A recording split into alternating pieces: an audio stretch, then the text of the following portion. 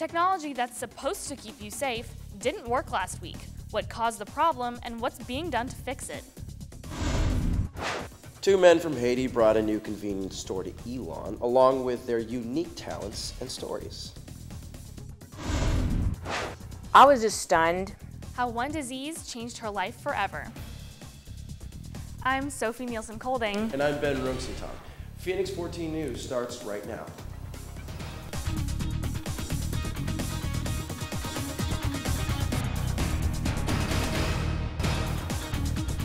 Good evening, thanks for joining us. Several SGA positions were left empty after the last election. They held their first meeting Thursday, and every seat was filled. Jason Puckett joins us live with more. Jason? Well, Ben, the newly elected SGA is meeting to discuss rules and plans for the 2011-2012 year. However, not all of the new SGA members were elected by the student body. 14 members were appointed after elections to fill vacant positions. They were all sworn in on Thursday. The senior class includes Matt Campbell as vice president, Megan Chipper as secretary, Franklin Campos as treasurer, and Cedric Pulliam as a senator. The junior class includes Todd Merriman as vice president, Leah Burns as secretary, and Molly Shoup as class treasurer. Connor O'Donnell is the sophomore class treasurer. Cameron Green, Catherine Andrews, and Ellen Fraser are representatives for arts and sciences. Naima Abdullahi and Alice Smith are representatives for the School of Communications, and Evan Glover is representing the School of Business. The appointees were picked by SGA Executive President Sam Warren and approved by the entire Senate Thursday night. I had the chance to talk to Connor O'Donnell, who was appointed as Speaker Pro Tempore in addition to sophomore class treasurer. I just really wanted to participate in SGA. I wanted to get out there and I wanted to make sure that I could do and make an impact on Elon, and this is a good way for me to do that. I spoke to Sam Warren, and he said that they still have some empty positions in the Senate. Interested students should email Sam or Dean Patterson. Thanks, guys. More than 3,000 people use Elon's alert system to get emergency notifications on their phones, but students are complaining that they didn't receive Tuesday's tornado warning in time. Jeff Ackerman took a look at what caused the problem and what's being done to fix it.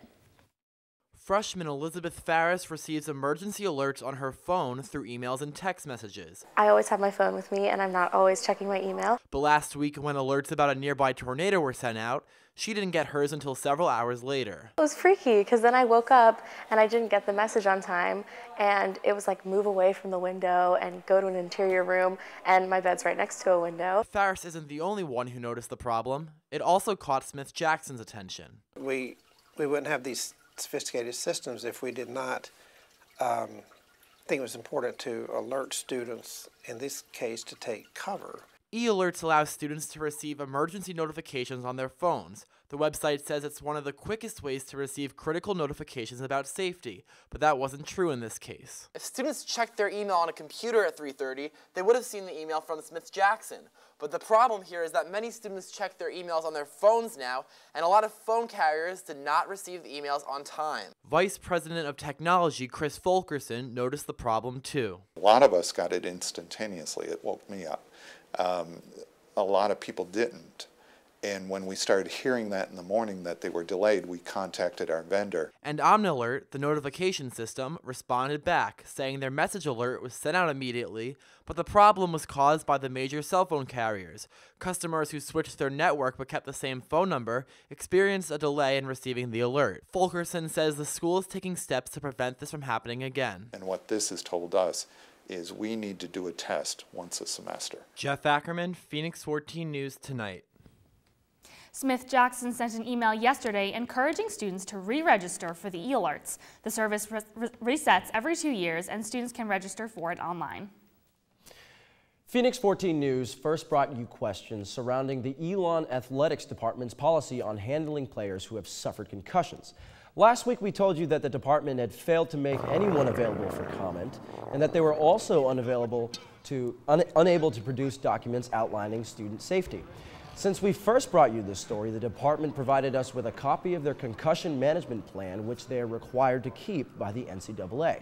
We also spoke with head athletic trainer Eric Storsved, who said concussion management has gotten increasing attention since he first came to Elon. They require us to have a policy in place. They require us to have the student athletes sign an informed consent form at the beginning of each year. So it's been a growing issue throughout sports, but here at Elon, we've taken it very seriously. So. You can see more of StoresVed's interview and get more details on how the athletics department handles student-athlete concussions on our website, Phoenix14News.wordpress.com.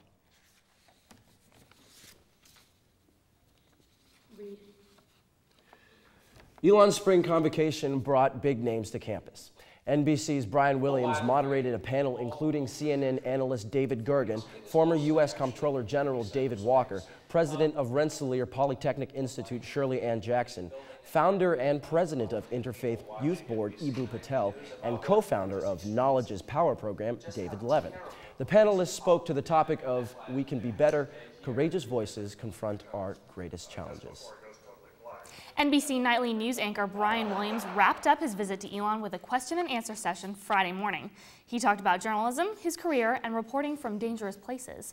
Phoenix 14 spoke to him just before the Q&A and asked him about his most recent trip to Egypt. Mubarak's guys moved in unknown to anyone, and I watched it happen. I watched the guy on the lead horse come around the corner. And when they left us, they turned the corner and took out whips and started hitting humans with them. Williams is now the national chair of the School of Communications Advisory Board. He will return to campus in the future for these meetings held once a semester. Elon students got a taste of diplomacy in the Model United Nations 10th Annual International Crisis Conference yesterday. Students gathered in McKinnon Hall to hear guest speaker Frederick P. Hitz. Hitz, a CIA veteran, spoke about the importance of communication in the government intelligence agencies. Students then hosted their own simulated crisis conference where they negotiated as different countries to reach compromises on international issues. You guys have the power to submit, approve the stories, but let me decide whether it goes on the newsfeed or not, okay? Sound good?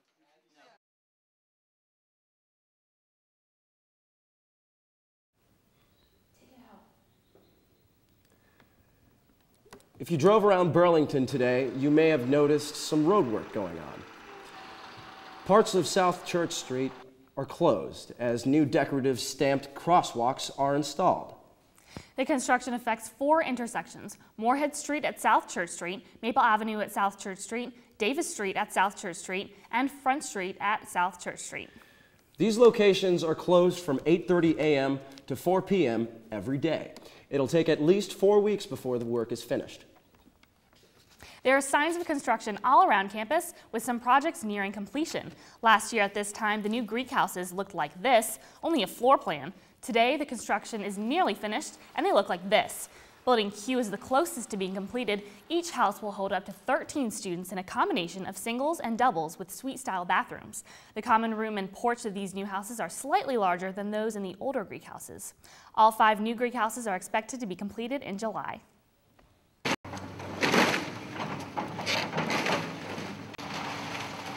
More construction for the new face of downtown Elon.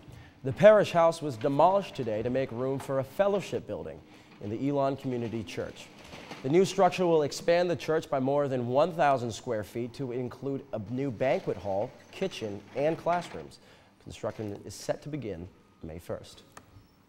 They say music has the power to heal, and one man in Elon knows that all too well because of last year's earthquake in Haiti. David Hodges has the story. At Liz and Ed's convenience store on Haggard Avenue, Ed's brother Cassie mans the cash register. The Haiti native considers himself a businessman, with each transaction complete when he says, "Have a good day." But his hands aren't as used to exchanging money as making music. I played the drum for 20 years. I love it. Cassie has performed all over the world and taught children how to play the drums back in Haiti. But on January 12, 2010, Cassie was giving a lesson when everything in his hometown of Pigeonville changed. I hear some sound, good, and the same moment, the house is always like I can't say. Shaking. Yeah, shaking. The earthquake forced Cassie to pitch a tent in a camp with 5,000 refugees. Surrounded by people who lost so much, he began rebuilding hope with the beat of his drum. Cassie traveled from camp to camp, playing the drums and giving people a chance to relax during so much pain. In Haiti, there is a word when John play Asian stand up. Cassie doesn't have time to play the drums much anymore, but he says if given the chance he would like to travel the world performing again. But there might never be a crowd who needed his music more than the refugees in Haiti. David Hodges, Phoenix 14 News. Cassie is planning on a drum performance this summer when business is slower here in Elon. He hopes to teach drums again because he says it's what he loves to do. Coming up on Phoenix 14 News tonight. Everyone knows about Facebook, but you might not know about how it can negatively affect you.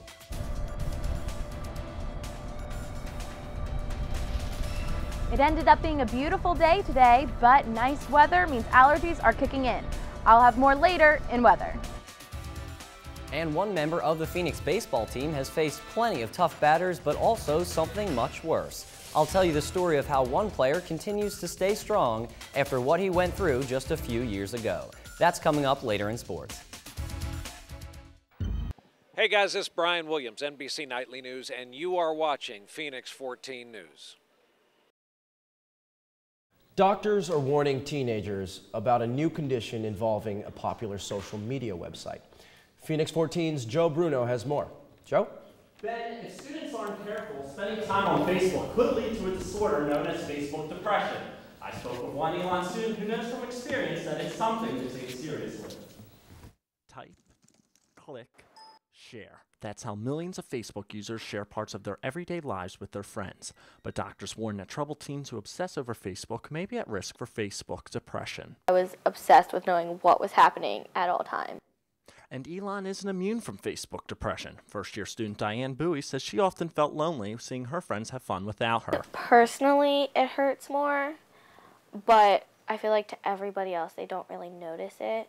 Doctors warn the effects of Facebook depression are strong. In fact, they could be as powerful as eating alone in a school cafeteria. Seeing tagged photos, status updates, and others' wall posts from their friends can cause users to feel unpopular. You can see everything that your friends are doing, and if they update their statuses all the time, like going to the movies, going to the mall, and I know sometimes I've had that thought like, okay, thanks for inviting me, like. Psychology professor Dr. Morse Levesque says the rise in social media is adding to issues of depression and should be taken seriously. I think it's to some extent easier for the bullies in that environment. They get to maintain some distance and almost some removal from the person they're bullying because it's in this sort of online environment. The signs of Facebook depression are similar to the signs of regular depression. They include feeling extremely sad, loss of motivation, and feeling guilty or worthless. If you're feeling depressed, you're encouraged to make an appointment with the counseling center at the health center. Guys,